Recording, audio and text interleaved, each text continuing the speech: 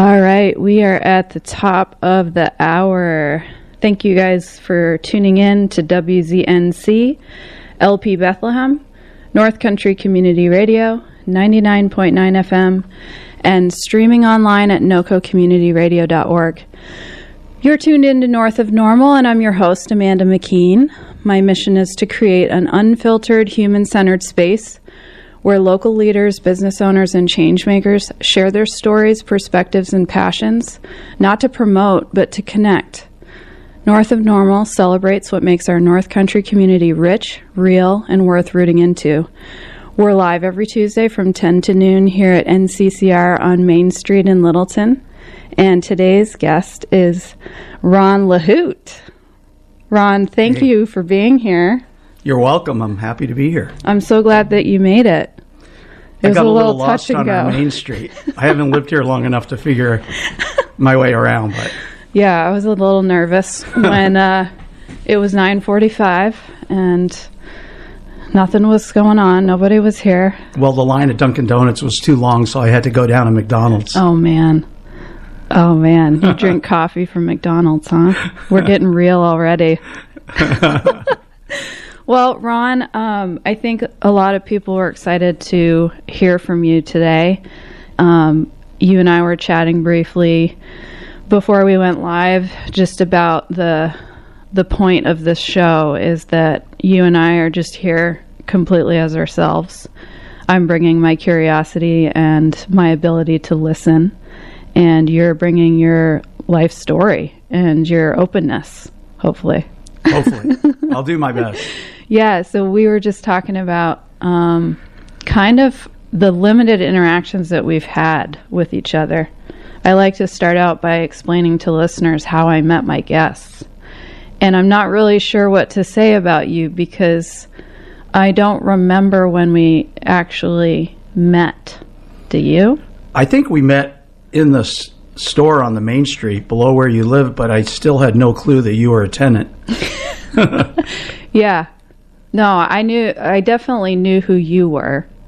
But I could tell that you didn't know who I was. Right, until the day you met me chomping on Perfito's fried chicken in front of the store. This past summer. Yeah, I was trying to sneak that one in, but I got caught. I know. I said hello to you and took my sunglasses off because I could tell you just could not register who this person was. And took my sunglasses off. That still didn't help.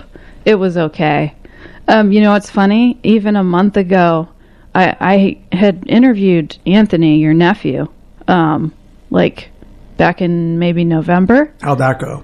It went very well. And he actually said on air, I think, that he said you were full of stories and that you would be a good guest on my show. And I was like, can you help me? Because Ron is very hard to get in touch with. So like a month ago, someone told me, hey, Ron's downstairs in the store. And so I like bolted downstairs, come into the store, and I'm like, see you down the aisle, and I'm like, Ron! And you look at me and you're just like squinting and you're like, who is that? Yeah. Well. And I'm like, it's me, Amanda. And it's still nothing. And I'm like, embarrassing moment. And that's okay. I'm like, I live upstairs. And you're like, oh, okay. And so anyways, I asked you to be on the show and you happily obliged, even without, I don't know if you had even listened to Anthony's episode. Partially. I did finish it though. It was quite good. It was good. He's like in the top 10 most listened to. Oh, wow. Yeah. Well, let's try to up that. Well, that's what I was thinking. Let's see who's more popular, Anthony or you. He's much better looking. You think so? I'm not going to share an opinion on that one. So, Ron, you're obviously very well known here. And you're known because of the legacy of your family. Mm-hmm. But you as an individual, I don't really know your story. I would love to hear, like, when you're telling somebody about yourself and you're starting from zero, where do you start? What do you tell them? I don't think I've ever done that. No? But everyone just knows you? I could give it a shot. Yeah.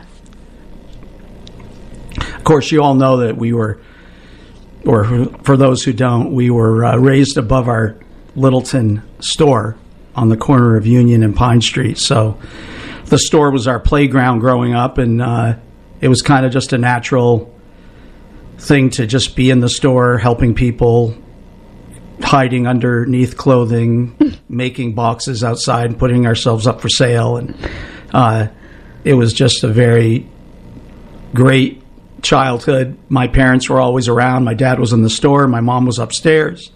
So we had contact with them 24/7, as well as a grandparent and an aunt that lived just one more building down that all worked in the shop. So it was a pretty incestuous environment as far as living and family and work, and you couldn't really escape. Yeah. Yeah. It was all mixed in. Yeah. Yeah. It was, you couldn't really separate out work from the normal social things you do as a family, because it was all kind of just part of the routine. Yeah. Yeah. Pretty cool. Because we always had someone to turn to if, we weren't thrilled with what our parents were telling us. We'd run down the block and get my aunt or grandmother's opinion and hang out there and have dinner, and then come back to the store and go upstairs, play in the backyard. It was a really tight community, and you knew your neighbors. It was obviously before social media and cell phones, so growing up in Littleton was quite different. Playing with neighborhood kids was big, riding bikes, going to Remick Park, doing the rec program, Littleton Pool. You just stuck around and you hung out and were creative, building tree houses and playing kickball and playing marbles, and a whole different life than what I think kids experience now. Yeah. But good memories. Sounds like really good memories. Yeah. Do you still have some marbles? Oh, yeah. My mom didn't throw out a thing. They're above our warehouse in a box that says Ron's stuff, along with a box for kindergarten all the way through 6th grade. You still have all that stuff? Yeah, I'm hoping to go through it one day, but it has a couple inches of dust on it. That sounds like a treasure waiting to be opened. Yeah, she didn't throw out much. Wow. That's really special. Okay, so you had like the picturesque childhood here in Littleton. Yeah, went to Lakeway Elementary, then on to Daisy Bronson Junior High and Littleton High School. Was class president for the entire time. Played football and ski team and tennis. I was in the musicals and the plays, and had a really great group of friends that I still communicate with. And there wasn't any real trauma. I guess I'm pretty lucky. Yeah. I kind of went unaffected, so that's a rare thing these days. Yeah. It sounds like you were a really busy kid and very social. Yeah, but we kind of, growing up in a Lebanese household, you tended to kind of hang out with your siblings a lot. But I had 4 or 5 really close friends all through high school, and we were kind of jumping from each other's homes. Yeah. All up there on Oak Hill Ave and Pleasant Street. Okay. We were all kind of in a quadrangle, yeah. It's pretty cool. So you grew up above the store on Union Street? Where my dad was born. Wow. And died. Wow. Yeah. What is that like to still have that building there, and it's fully a store now, right? If there's no, the apartment's still there, and my brother Herb lives there. He does? Yeah, yep. And it's kind of like a museum. I'm sure it is. When you go in, because nothing has changed. Wow. There's still, I think, little notes that my mom wrote with phone numbers and whatnot, and still little pictures of my kids when they were born. Yeah. Still on the refrigerator. Wow. Yeah. And it can be a little different when you go in there, but it still feels like home. What a special thing to still have that kind of preserved. That's really rare, I think. So you mentioned you grew up in a Lebanese household. What is different about that that you know of? I think it applies to anybody that has any type of ethnicity that they identify with. Mm-hmm. And my dad's parents both immigrated from Lebanon in a small village up in the mountains near the Cedars where Khalil Gibran, the poet, was born, called Blauza. And my grandmother was born there, and my grandfather was born way down in the valley. It would be like going through Franconia Notch. Yeah. She lived at the top of the cliffs, and he lived at the bottom. Okay. Called El Weda on Ubin, which is a very religious and historical place because it's where a lot of Arabic people left when Turkey invaded, so they kind of took refuge there. Okay. And I've been back a few times, but I think the difference is that you have something to really identify with.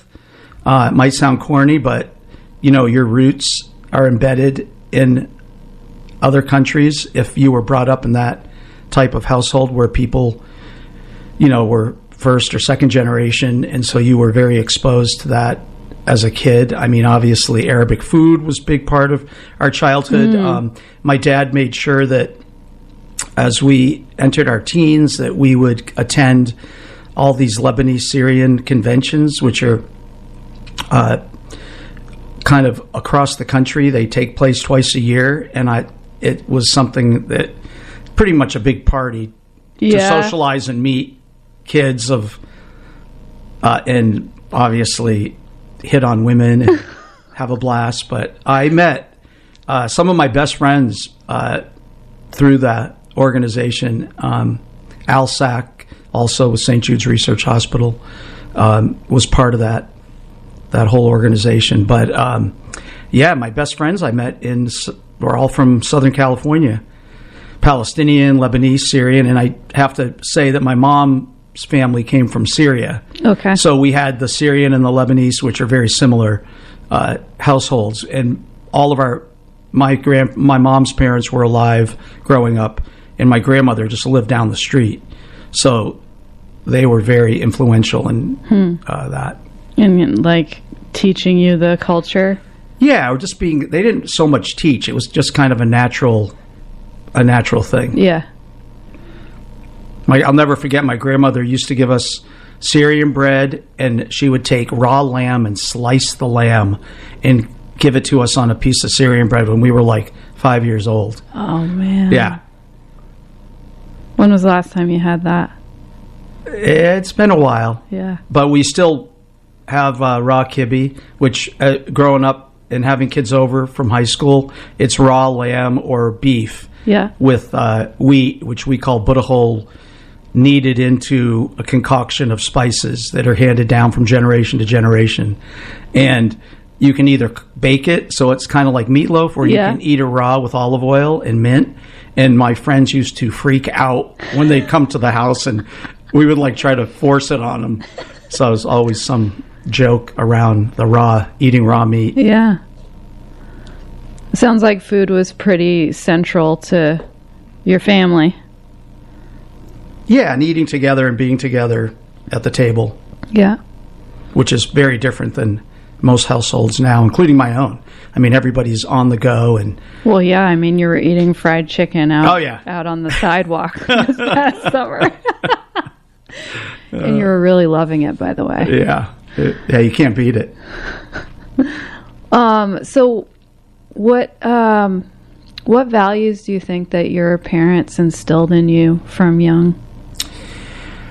I was always kind of harp that you kind of stick together and never badmouth a sibling. Mm-hmm. That was pretty important to the outside world. You could kind of, give each other heck, but as far as letting people know from the outside that, things were going on was like kind of taboo. So it was always preached to us that you want to hype up your family. Yeah. And never badmouth them. Okay. So just sticking together. Yeah, sticking together and and being honest and being helpful to others. Yeah. Well, I mean, the retail business is really just serving others, right?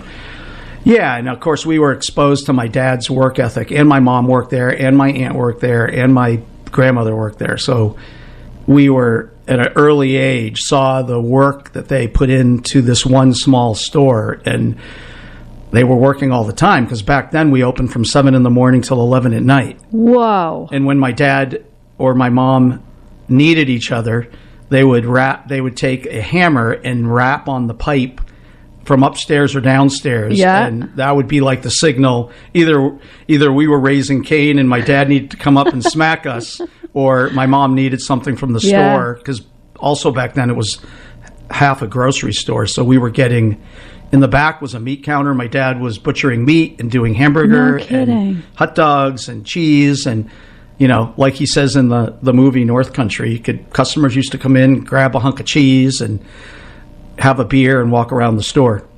Wow. Yeah, because we had the big beer cooler. Okay. So it was this full experience, which, like, involved food. Oh, yeah. Yeah, and he would open up at night back when Mittersill was booming, and customers would come in. He would do special openings, and we would hear everybody down in the store walking around. So we'd come down, and it would be like a party. Yeah. Yeah. It was people had fun. And I kind of like to feel that a lot of that is kind of gone by, but we still try to create a fun environment for people to shop. Mm-hmm. When did things start? Like, do you remember when it went from one store to two? Not until I came back in 1984. Came back from where? So I graduated from high school, went to Boston College, transferred to Boston University, went to New England School of Law, then went to Washington and worked for the Arab American Anti-Discrimination Committee. It was kind of the time when Jesse Jackson was running for president and the Rainbow Coalition was big. And I was an attorney for the organization. And we were very involved with the Rainbow Coalition. And I did a lot of work releasing prisoners that were captivated in Israeli prisons. Wow. Like Arab Americans that would go over and end up in jail. Yeah. And I worked with an attorney that lived on the West Bank, Israeli attorney by the name of Felicia Langer, and we had some good success stories. So that was a great experience, and I had a great group of friends. And then about a year and a half into it, around Easter, I got a call from my brother Herb, who at the time was doing an internship at Honeywell and had applied to business schools. And he was going home on weekends to help out my dad and to just get the experience to see if the store was a passion of something he might want to do, because my dad was kind of at that point where he was going to either sell it or close it. And anyway, Herb calls me out of the blue and says, "What do you think about coming home and running the store with me?" And it's something I really never thought about, because my dad never made us work in the store. Oh. Like I said, it was a playground. Yeah. And we were there just because it was part of the house. Right. And we never really thought it was work. Yeah. And I spontaneously took about 2 minutes to think it over and gave my notice, and I was home in like a month. 2 minutes? Yeah, I just I just did it. What was going on with your job as an attorney at that time? Was it starting to get, like, stressful at all? Were you still feeling like it was rewarding? Oh, yeah, it was definitely rewarding, but I just kind of felt maybe a bit of obligation that I didn't want to see the business leave the family. Yeah. And it was a kind of a nonprofit organization, so I knew that I would never be financially secure. And I wasn't a real maverick kind of person to think that I was going to be working in a, high-powered law firm. Yeah. That was not me. Okay. Yeah, I kind of got into law because I had a first cousin that was hard of hearing, and the summer of my senior year of graduating, before going to law school, I went to Gallaudet College for the Deaf and took sign language. Oh, wow. And then I worked for I kind of mentored and counseled deaf students at the college and thought that was going to be my direction. Yeah.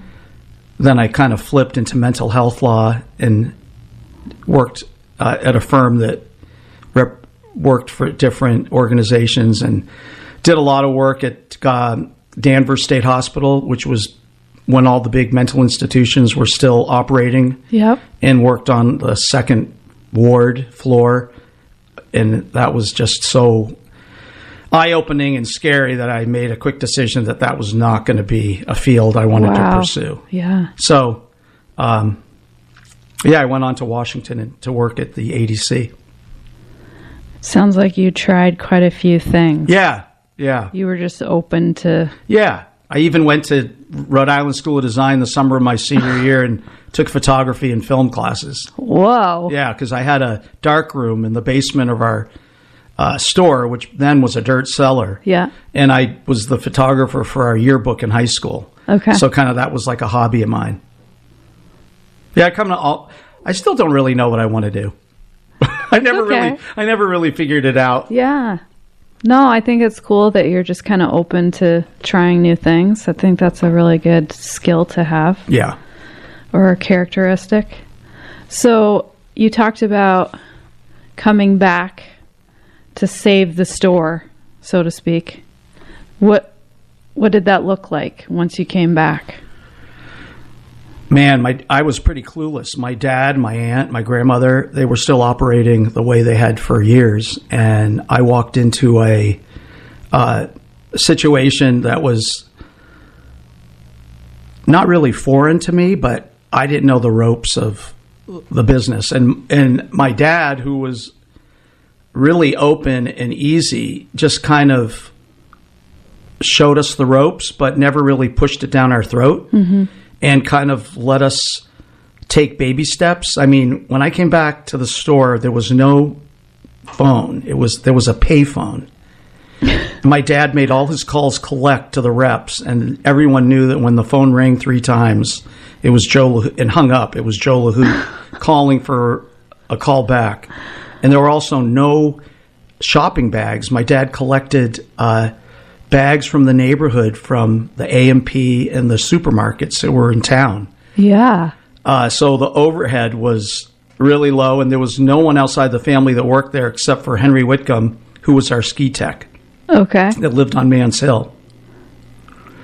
So my desk was underneath a bunch of Parkers in the middle of the store, and we worked from 7 in the morning till 6. And open 7 days a week and kind of just let it evolve. And my dad kind of, anytime we would make a change, like getting a phone system or getting an actual register that had a tape that actually recorded sales, mm-hmm. He just let us do it. There was no resistance or pushback because I think that he was just so content doing it the way he did it. He really couldn't grow that much because it was a one-man show. Yeah. So I think he was happy that we were making these changes, but also very aware that he didn't want us to blow it. Yeah, that's a fine line to walk. Yeah, because it was so unique, and we were conscious of why people liked coming to Lahout's, and it definitely has changed, obviously, but we still, I think, harbor that uniqueness that is different than a lot of stores, a lot of brick and mortar stores. It probably changes things too when you know the real backstory, you know? Oh yeah. Like that was your life, that one store. Right. And then my brother Herb came back because he wanted to complete his internship at Honeywell. Yeah.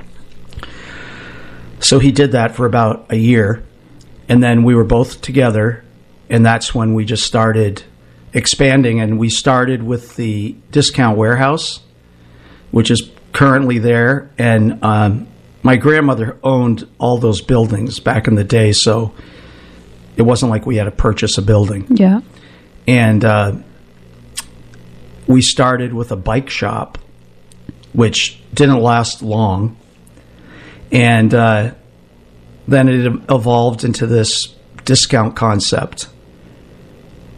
And then I believe we moved to Lincoln and then opened up the North Face store in Littleton, and then went back to Lincoln and expanded 3 or 4 times into different buildings.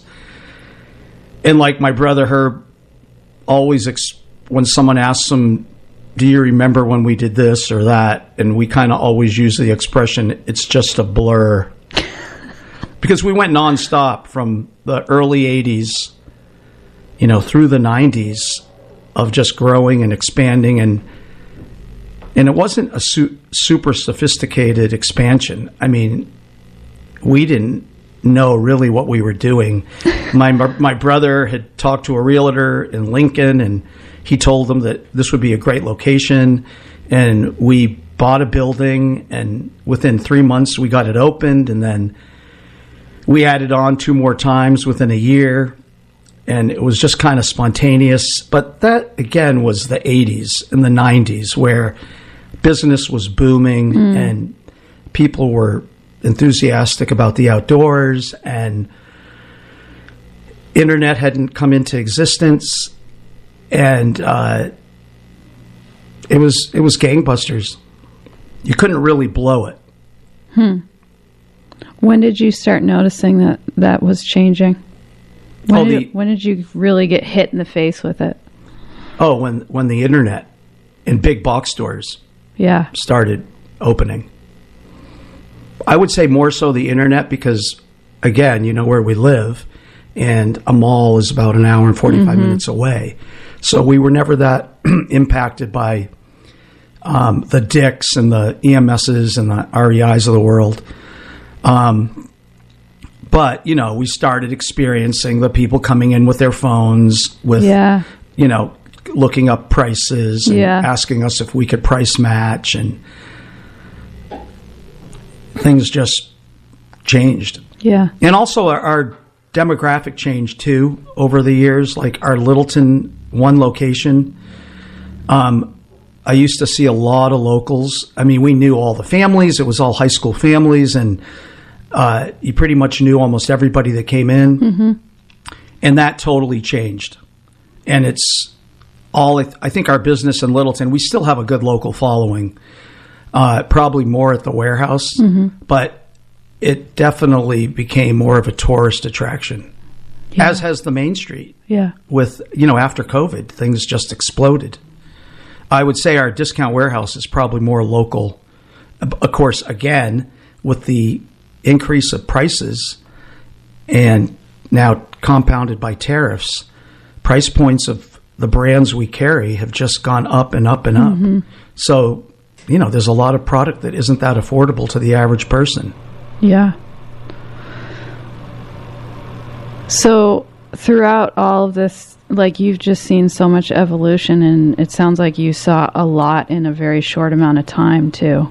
Like you said, it was booming in the 80s and 90s. What do you think was the biggest,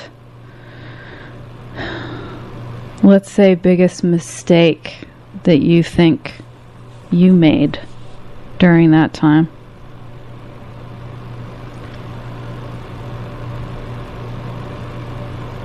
Oh, that's a tough question. We made a lot of mistakes along the way. That's a good answer. I was waiting for you to be like, I didn't make any mistakes. Maybe working too much. Working too much? And not, which I'm still a victim of that. Okay. And my nephew, Anthony, who's my business partner, reminds me about that daily. But you kind of get into a routine, and, it's work and family and work and family. And I kind of just fell into that mode of needing to be at the store. Yeah. And believe me, I'm definitely dispensable. But in your mind, you start after, working that long. Mm-hmm. I mean, I'm on my 43rd year. You start feeling like you are indispensable, but I'll realize when you leave for a couple weeks and you come back to a great situation that, you realize that you can take the break. And I have Anthony now, who's been a great partner and has made some great changes, along with my daughter Phoebe, who's our marketing and social media director, and Sam Westover, who is our human resource guy. We finally bit the bullet, and he's been able to really kind of be a third wheel helping us out. So everything has definitely changed. And you got people. Yeah, well, we didn't have a lot of people to work, but we tapped into the J1 organization, and we have 4 girls from Peru that are wonderful, that are getting us through the winter in Lincoln, and we have 4 guys coming from Turkey in June. Nice. But like everybody in Littleton, the work pool is limited. Yeah. It's really hard. And I have a better understanding now of why stores were closing on the main street, because it's truly an issue. Yeah.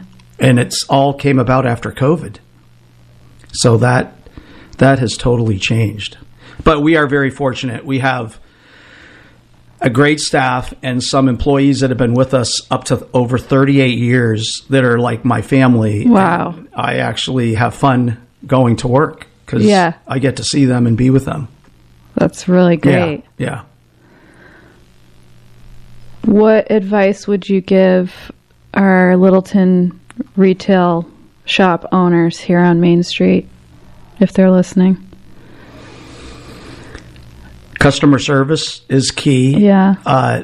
Try to be unique. Try to listen to what your customer is asking for, but mostly try to make the shopping experience fun and take an interest in who comes in the door. Which I think is very different than when you go to a Target or a EMS or an REI, if you can even find anybody to help you. Right. Yeah. Yeah, that is. Because as you know, you can buy anything we sell anywhere for probably a better price.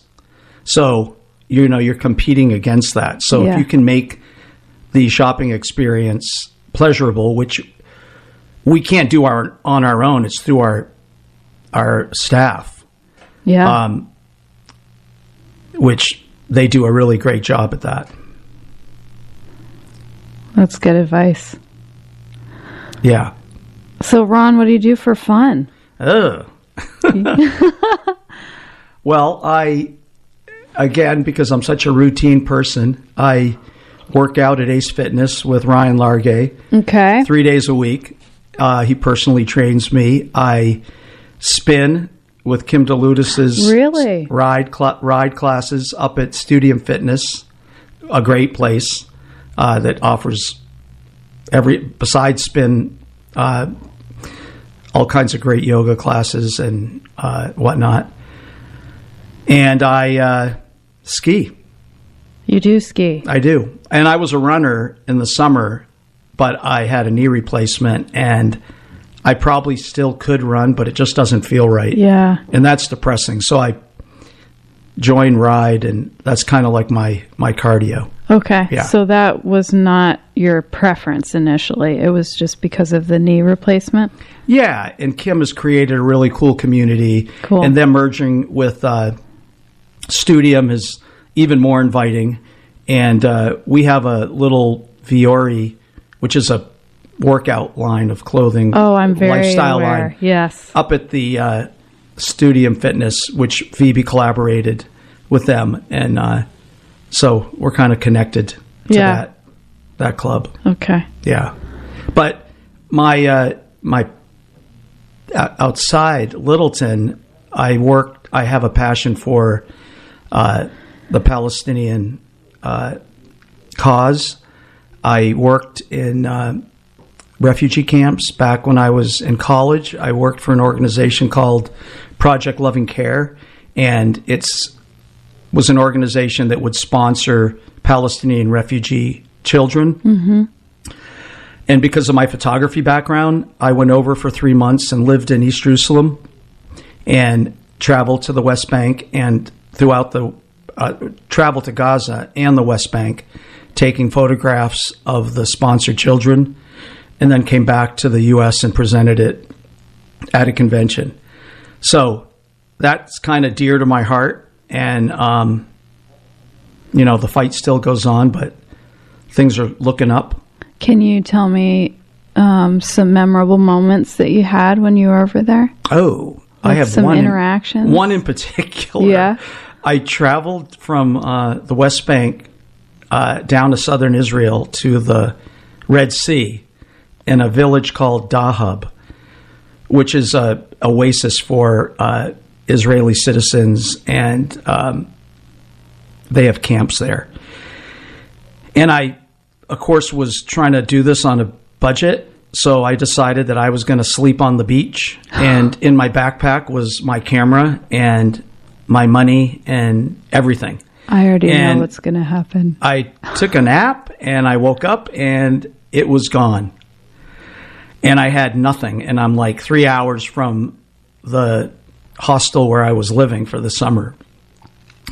And by the luck of God, there were 2 women that were passing in front of me on the beach just when I discovered this, because I was in total panic mode. Yeah. And they were Israeli teachers, and they knew that I was freaking out. And believe it or not, they gave me money to get a bus back to Jerusalem and gave me one of their cameras because they knew what I was doing there.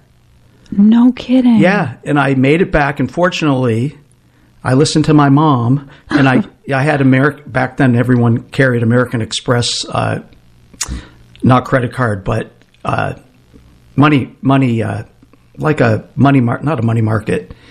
It was a book, like a book of checks. Checks? Yeah. Yeah. Because it was really the only way to protect your cash. Not everybody had credit cards. Okay. And I had put the number of the book inside my suitcase, so I was able to go through the whole process of having them reinstate the bank checks. Wow. Yeah. And so I totally escaped passport? that. But as a result, my passport was stolen. Yeah. So I flew into... So if you want to travel in the Middle East beyond Israel, you can't leave Israel and go to a Middle Eastern country. You have to go to Greece and get a separate visa to fly in, because once Israel is stamped on your passport, you can't leave. So when I went to Israel, I flew into Amman, Jordan, and went across the Allenby Bridge, and they stamp your passport, but it's on a separate piece of paper, because I had a flight at the end of the summer that was leaving out of Damascus. So now here I am. I have a new passport. Because I had to go to the American embassy and get a new passport. Yeah. And now Israel is stamped in my passport, and I can't leave to get my flight out of Damascus. So I had to fly to Greece, and I had to spend 2 weeks in Greece, which wasn't bad. But the interesting thing is I was at the airport in Tel Aviv. Now, I remember what I was doing. I was taking photos of Palestinian refugees living in Israel, now flying out of Tel Aviv, and I hid all the pictures inside a kind of a secret sleeve in my suitcase. And back then they were opening up suitcases. So I am sweating, thinking, oh my God, they're going to think I'm, representing Palestinians, and I'm going to end up going to jail. I made it through, got into Athens, found a cheap hotel. In the middle of the night, and I'll never forget this, I was in my boxer shorts, and a light went on in my bathroom. And I'm like, OMG, they followed me. And there's someone in my bathroom. And I ran out the door in my boxer shorts, ran down to the lobby. And the guy goes, what's going on? I go, someone is in my room. The light went on. He starts laughing. Oh, no. I go, what is so funny? I'm in a total panic. There was a window in the bathroom that went into the hallway, and someone had flicked the light on in the hallway. And the window was shining the light. Well, yeah, the window lit up the bathroom. Okay. Oh, my word. So that was probably the experience that I'll never forget. Yeah. Yeah. It probably showed you how deeply afraid you really were. Oh, yeah. Yeah. I mean, how did you keep it together? You were alone, right? You were traveling alone? Yeah. That's really vulnerable. Right. And back then, you know, there was still fighting in different countries, but my parents really didn't think a whole lot of just sending us over. Huh. You know, it was very different than it is today. Yeah. Around what year was that?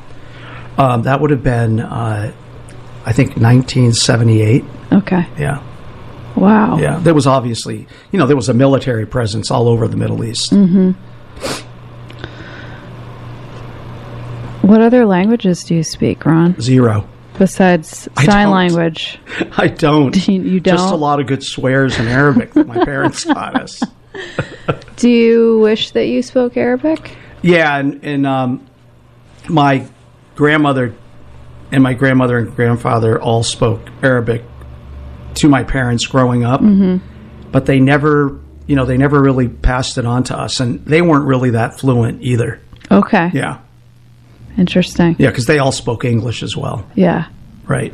And back, you know, in Littleton in the 40s, even when I was a kid, I mean, we were the only ethnic group in town. We were probably the darkest skinned people. So, you know, we experienced a bit of that, what I don't know if you want to call it racism, but you definitely felt different, and there were definitely comments made to you growing up. My dad obviously experienced it a lot more. He did.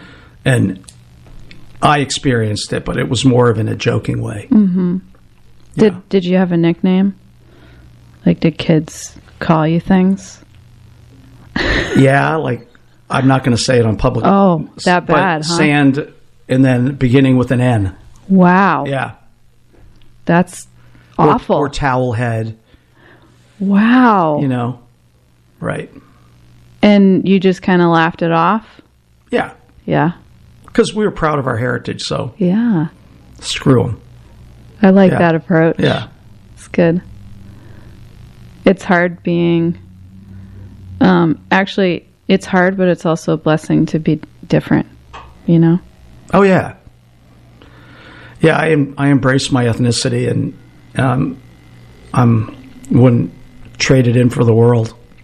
That's good. Yeah. So what other countries do you travel to now? Do you travel? I do. My kids both live in San Diego, and I own a place out there, which my plan when I bought it during COVID was to take 3 months off a year and stagger it and visit and be there, but that hasn't happened. That's an admirable goal. But my daughter lives in the apartment, the condo, and I do visit. My wife goes there more often than I do because she's from California and her family is in Northern California, but her sister lives in Southern California. So that was the draw. My kids both went to University of San Diego, and so that's in the back of my head a place that I do hope to spend part of the year. I don't think I'll ever leave Littleton, but it is a great place. It's good to get away sometimes and then come back. Yeah. It's a good feeling. And I still have a younger daughter who's at Plymouth State that we adopted from Beirut when she was 2 months old. So that's kind of another connection. Yeah. And I'm hoping, depending on what's happening with this invasion going on right now, I'm hoping to bring the three of my kids to Lebanon in this summer to kind of show them where their great-grandparents were born and expose them to the culture. And my brother Herb goes constantly. Does he? Like 4 times a year. Okay. And regardless of what's happening politically. Yeah. And always has a great time. So. Well, I know Anthony went. And Anthony's been a couple times with Herb. Nice. Yeah, because he's like you don't want to go there unless Herb's there, because he's been so many times. He's got all the connections. That's perfect. He knows all the hot spots. Yeah. He's got great people that he's friends with. So good. Yeah. And what's unique is that the village where my grandparents are from is very close to the Cedars, where there's a major ski area. Really? Yeah, so I was fortunate enough, right before our first child was born, in 1987, to travel with my dad, and we skied and Nordic skied up in the Cedars. And that was like the most amazing experience of my life. I mean, how big are the mountains over there? Oh, it's like all above tree line, and it's like being at Tuckerman's Ravine, just going on expansive, open terrain. Wow. And warm weather, because, Lebanon was known as the place where you could ski and go down to Beirut and swim. Oh, that's fantastic. It was like the Riviera of the Middle East. Yeah. So when you go over and visit, do you have people that recognize you over there? Do you have friends? No, we still have a distant relative that lives up in the mountains. Herb is the one that has a lot of familiar acquaintances. But, and I haven't been there for 21 years when we adopted Olivia. Can you tell me about that adoption story? I would love to hear it. Well, it was unique because I told you that I worked in the refugee camps through Project Loving Care. Yeah. Well, there was a priest that lived in Minnesota that connected me to that organization because my mom is Syrian Orthodox, and he knew my mom's family. Mm-hmm. So I reached out to him, and he was the one that got me situated so I could go over and volunteer. Well, all these years later, I reach out to him, and he was the one that connected me with the organization that we used to adopt Olivia. Okay. So it was like, years later that we reconnected. Yeah. Yeah, Father George Rados was his name. Okay. And we went through the regular process of home visits and dossier. You had to put everything out there like you do when you adopt a child domestically or internationally. But it was a little funky when we got there because, I'm thinking we're in this 5-star hotel, and my wife, Lynn, poor thing, has not traveled in the Middle East, so not real comfortable with military and that whole situation. And the attorney, instead of meeting us in the lobby of the hotel, tells us to take a cab and meet her at this building underneath this bridge. So here we are, it's like 90 degrees in Beirut and dusty, and we're just like standing there on the curb trying to recognize her car. And so she pulls up and get in her car and then drives a short distance, and we're like filling out paperwork in the back of her vehicle. And then that kind of went on for a while, and then all of a sudden we're like driving around, Beirut, and she's passing papers and handing money to different officials, and it was a little sketchy, but I knew of several other families that adopted from Beirut, and because Lebanon is so tight within the families, it's kind of taboo to adopt because you're always taken in by a relative. Uh-huh. So it was we were told to kind of keep it quiet why we were there and what we were doing, which made us feel a little uncomfortable. Yeah.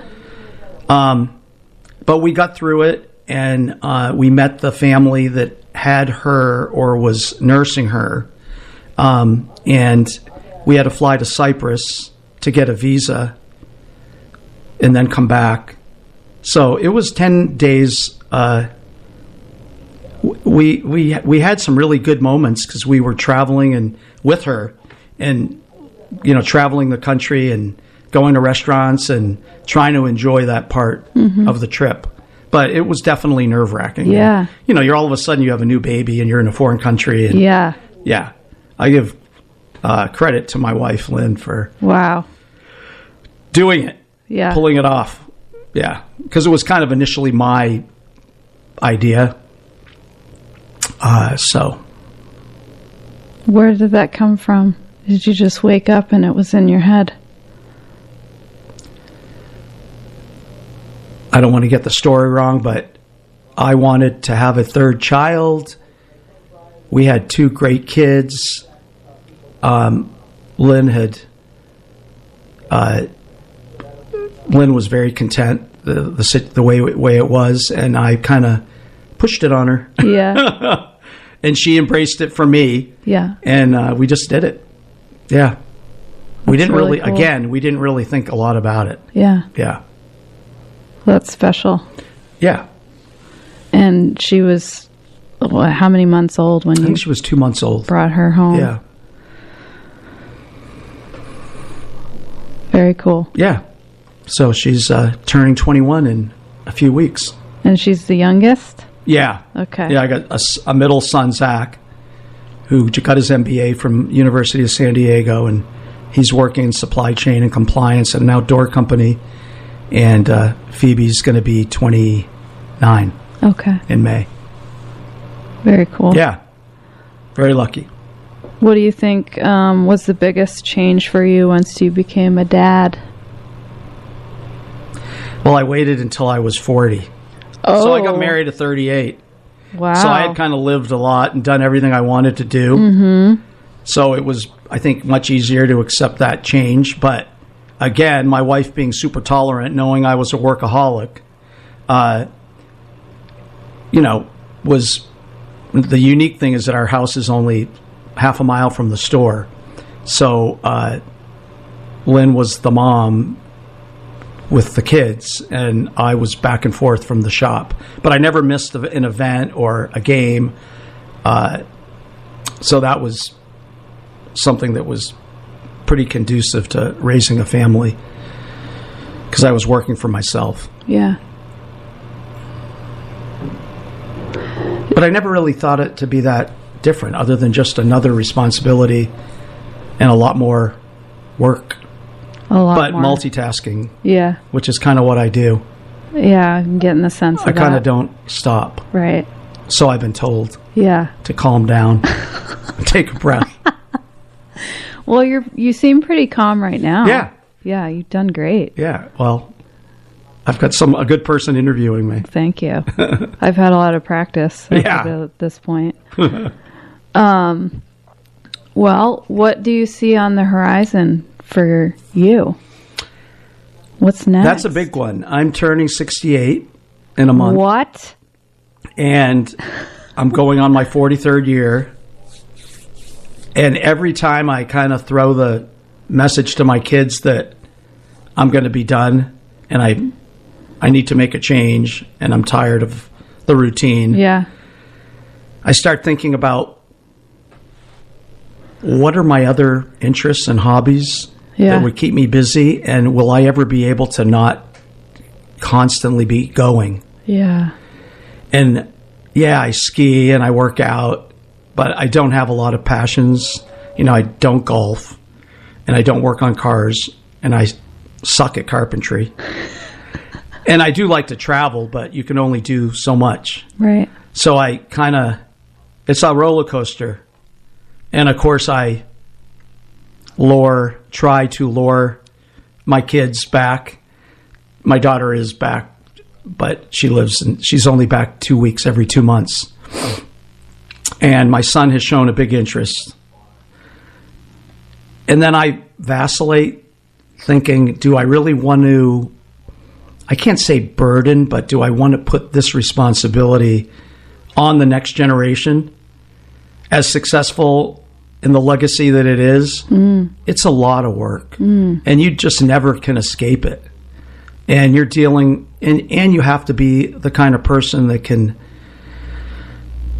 multitask and get along with all kinds of personalities. And it's hard to escape when you do have a vacation because your phone's ringing and you're connected. Yeah. So I go from wanting Zach to come back to rethinking it and letting them do what they want to do. And Phoebe is indispensable to me because she has taken over all the buying responsibilities and all the social media, so we work closely together. But I don't think she would ever live in Littleton. She's she's been in Southern California for a long time, and she has a relationship out there, and I don't know. But again, I never dreamed that I would be back in Littleton right when I was in college. Yeah. Or when I was younger. Yeah. So things change, you get married, you have families, lifestyle changes, and you just kind of make changes that you didn't think you'd make. So we'll see how it plays out. I don't know if I'll end up like my dad, but I was just going to ask you. I could be at the shop in my 80s. Is that what he did? Yeah, but when we came back, he kind of took a back burner, but he was definitely a help because he was a non-paid employee that was the social person at the front who knew everybody. And he allowed us to travel because we were jumping on planes when People Express, you could fly to Newport Beach, California for $99. My brother and I would leave on a Thursday, come back on a Sunday night and go back to work. Yeah. And he facilitated that by knowing that we needed more than just work, which was all he did. Yeah. His whole life. Yeah. Yeah. But still had that passion for skiing, which he kind of instilled on us. But I don't know. We'll see what happens. See if we'll go another 100 years. Has it been 100? It's been 1920, so we're on 106. Wow. Yeah. That's a long time. Yeah. Pretty unique. And what's fortunate is we've run it as a family and stuck together as a family, and we're still best friends. So that's the unique part. No, you can. I think that if it wasn't the case, what you're saying, that it would be felt when you walked in the store. And it's very much like familial. You can feel it. And the way that you talk about Anthony and the way that Anthony has talked about you, there's an endearment there. Yeah. Yeah. Well, remember, Anthony was born, I was single, and Anthony lived across the field, across a yard. Okay. Because he was raised right beside me. Okay. My brother Joe still lives there. And I was like the fun uncle. So those guys him and his brother Joseph would be coming, running across the yard all the time. So I was kind of like a dad to them. And Anthony and I just have a unique relationship where we can be mad at each other, well, similar to my brothers, and 2 minutes later it's not a big deal. Mm-hmm. And we both kind of fill a gap at the store and kind of support each other and encourage each other to leave and travel. And obviously Anthony travels a lot more than I do, but I think it's important, and I want him to do that. Yeah. And he wants me to do that to stay fresh so I don't retire. So he said, Uncle Ron, I got to keep you going for at least 3 more years. 3 more? That's what he's gunning the for? 70, Yeah. I always talk about when I turn 70, I'm going to make some changes, but nothing's in writing. I don't know what I'll do.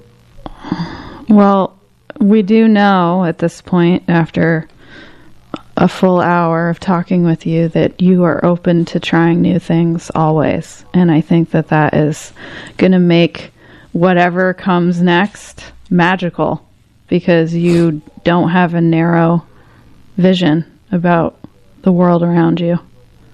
You're very open. That's awesome. Yeah, you got to make it fun, and you got to keep an open mind. And as I told you earlier before the interview, I'm not a serious person, and I like to joke around a lot.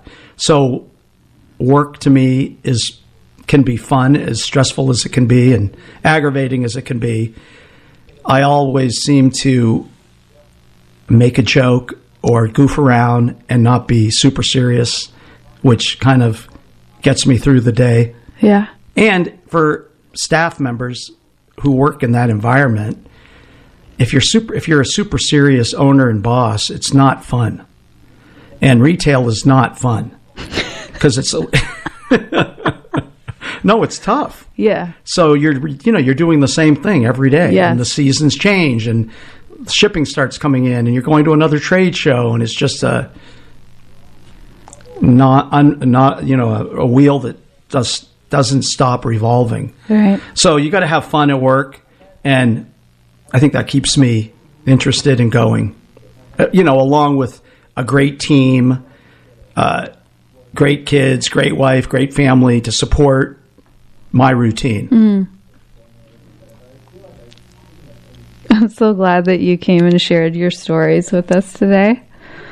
Definitely feel like I know you a little bit better now. Yeah. So hopefully when I see you on the street, you'll recognize me when next time. When I'm chomping chicken from Profitos.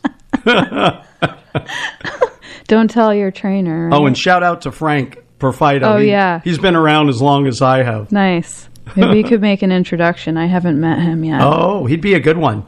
Would he? Oh, you got to get him on your show. Yeah, that would be awesome. I think he'd be great. Okay. Well, reminder to our listeners that you're listening to WZNC LP Bethlehem, North Country Community Radio, 99.9 FM, and streaming online at nococommunityradio.org. Thank you so much for being here. By listening in, you're helping keep real stories and community conversations alive. That is no small thing, and I'm so glad you're part of it. If you have thoughts about today's episode or someone you think would make a great guest, I'd love to hear from you. You can send me an email at amanda@clearviewadvantage.com. And if you want to catch up on past episodes or share one with a friend, you can find them anytime at clearviewadvantage.com/podcast. This has been North of Normal with Amanda McKeen and our guest, Ron Lahout. Ron, thank you so much for sharing with us today. It's just such an honor to have you, and I hope you'll consider coming back again. Oh, for sure. Yeah? Thank you. That was awesome. All right, great. Well, listeners, thank you again for tuning in. We'll see you next Tuesday, live from 10 to noon. Until then, stay grounded, stay curious, and stay a little north of normal.